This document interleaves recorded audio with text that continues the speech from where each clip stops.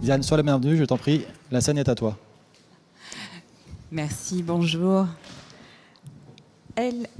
Article L4121-1 du Code du travail, l'employeur est tenu de prendre toutes les mesures nécessaires pour assurer la sécurité et protéger la santé physique et mentale de ses salariés. Merci Kate et Émeric pour l'intro. Moi, je suis DRH, je suis en charge de tous les enjeux de culture et humain chez Alan. Et quand j'ai lu cet article, la première fois, c'était bien avant que je rejoigne Alan, je me suis dit quand même... Petite pression sur nos épaules d'employeurs parce que assurer de protéger la santé mentale, je ne crois pas que je sois compétente. C'est quand même assez loin de ce qu'on apprend quand on devient un leader, un manager dans une entreprise. Voilà, donc le défi, c'est qu'est-ce qu'on peut faire, sur quoi est-ce qu'on agit pour effectivement protéger cette santé mentale. Alors, je vais peut-être déjà partager un parti pris de ce qui me semble être, en tout cas dans les leviers de l'employeur, la notion de la charge mentale et de comment est-ce qu'on agit sur cette charge mentale. Qu'est-ce que c'est que la charge mentale ? Donc déjà, est-ce que vous êtes conscients les uns et les autres de votre charge mentale, de son évolution au cours de la journée, de la semaine. Est-ce que vous avez une forme d'awareness, de conscience de votre charge mentale ? Pas trop. Alors la charge mentale, moi il me semble que c'est à la fois une porosité de responsabilité professionnelle, mais aussi personnelle et familiale. Le fait de devoir gérer un collègue qui est absent, des enfants ou un parent malade, de gérer un prêt avec son banquier. Enfin, en fait, la conjonction de ces éléments, de ces responsabilités, donc c'est la responsabilité individuelle, c'est un élément de la charge mentale. Le deuxième, à mon sens, c'est effectivement tout ce qui est dans l'avenir, les enjeux, nos échéances, et comment est-ce qu'on va réussir à bien les mener. Ça occupe, en fait, notre cerveau.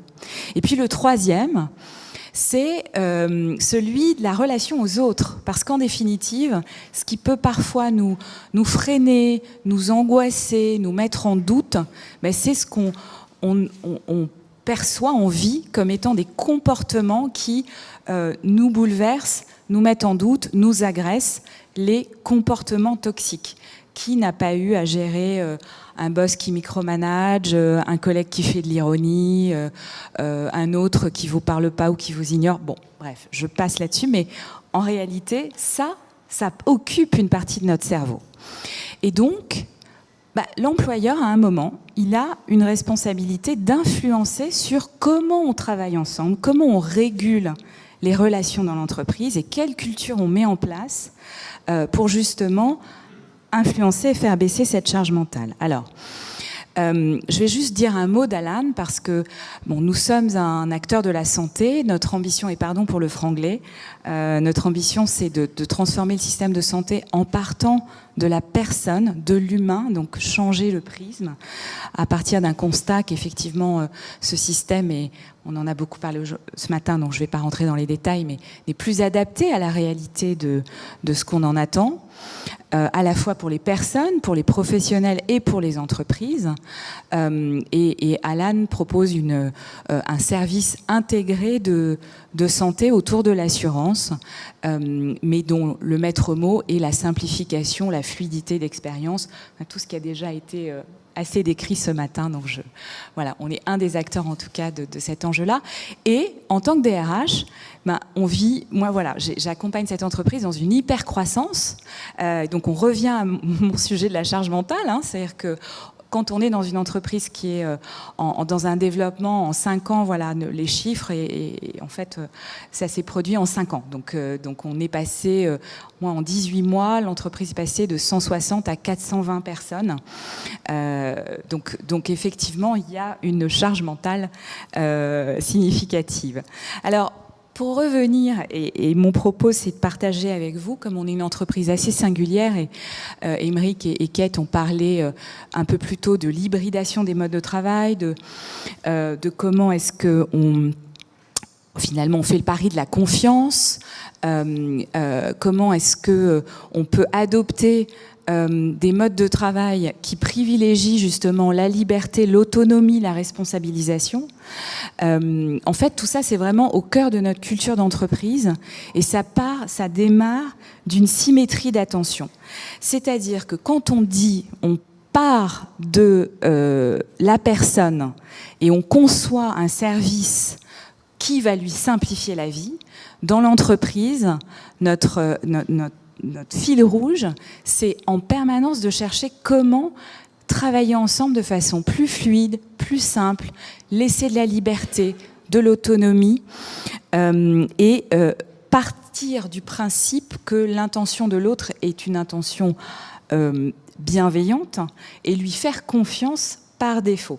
Après, évidemment, il y a une hygiène de tout ça, une éthique, parce que voilà, la confiance, elle se gagne aussi. Il faut être garant de sa transversalité dans le groupe social.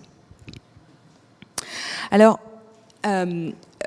pour donner une très large perspective, après je vais faire des zooms sur ce qui me semble être les leviers principaux de cette culture d'entreprise qui influence positivement la charge mentale, pour en donner une lecture systémique, comme je vous l'indiquais, la question du sens.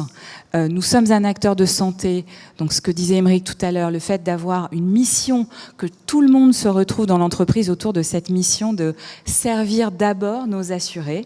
Donc on l'a écrit, notre CEO Jean-Charles Samuel-Anverve l'a écrit, Member first, nos assurés en premier, Employee second, Shareholders third. Donc c'est posé. C'est-à-dire que nos actionnaires passent après nos clients, nos membres et nos collaborateurs. C'est assez rare. Moi, j'avais pas vu d'entreprise qui mettait les actionnaires sur le troisième plan de façon assumée. Pourquoi ? Parce que en fait, pour effectivement délivrer une expérience exceptionnelle à nos assurés, mais il faut que nos collaborateurs soient eux-mêmes absolument libres de donner le meilleur d'eux-mêmes, de se développer, d'apprendre, de grandir. Donc c'est tout ce que vous voyez dans Personal and Community Growth. On les met en responsabilité. On n'a pas de ligne managériale ni de hiérarchie chez Alan. On travaille ensemble de façon organisée, mais avec un réseau de coachs internes qui non pas fixe des objectifs et contrôle leur réalisation, mais qui crée des conditions de réussite et donne beaucoup de contexte pour que chacun puisse se réaliser. Ça, c'est la transparence radicale et je vais y venir. Donc, la responsabilité distribuée, distributed ownership et radical transparency, je vais faire un zoom là-dessus parce que, à mon sens, là, il y a des leviers qui peuvent être regardés dans toutes les entreprises sur comment est-ce qu'on peut donner plus de liberté et faire baisser la charge mentale parce que finalement, les relations dans l'entreprise sont plus saines grâce à ça. Alors, voilà. La responsabilité distribuée. Très concrètement, ce parti pris de confiance et d'autonomie, c'est, on présume que les uns et les autres agissent avec une bonne intention. Ça veut dire qu'on met son ego de côté. Donc nous, dans nos valeurs, on assume, on est très attentif à ça. Si quelqu'un fait montre d'ego, c'est-à-dire s'il intervient pour mettre l'autre personne en difficulté ou lui faire sentir que il n'a pas fait les choses comme il aurait dû le faire, mais d'une manière pas tout à fait bienveillante, en fait, le collectif va réagir parce que les démonstrations d'ego ne sont pas tolérées. On donne beaucoup de feedback, on échange de manière directe, et le fait... Ok. Merci. Le fait de se donner beaucoup de feedback, mais c'est une manière aussi de réguler nos relations en continu. Alors, je continue, je vais passer brièvement sur les points. On a une très grande liberté d'organiser son temps et son lieu de travail. Donc notre motto, et il y avait un exemple donné tout à l'heure, c'est « Work from anywhere ». On laisse chacun choisir de travailler d'où il le veut, y compris en dehors de France, donc ce qui pose d'autres challenges. Mais cette liberté, en définitive, rend chacun aussi, va de pair avec la responsabilité. Chacun définit ses objectifs et on donne une grande souplesse d'organisation pour prendre des responsabilités et s'organiser dans son travail. Ouais, bon, ok. Écoutez, je pensais que ça serait aussi bref. Alors, la transparence radicale, voilà, c'est le fait de partager énormément de contexte permet aux uns et aux autres de prendre les meilleures décisions. Et ça, finalement, le fait d'être totalement transparent est organiquement un levier de bien se comporter avec les autres. Puisque donc on travaille à l'écrit asynchrone, le fait d'être dans cette modalité, en fait, c'est ce qui va entraîner des comportements vertueux. J'avais laissé de toute façon la présentation est à disposition, quelques éléments très concrets qu'on peut mettre en place dans son entreprise pour favoriser justement cette gestion de la charge mentale. Et enfin, si vous souhaitez découvrir davantage ce qu'Alan développe sur la question de la santé mentale, c'est le 21 septembre. Voilà. Ça tombe très bien, voilà, le rendez-vous est noté. Merci beaucoup. Merci.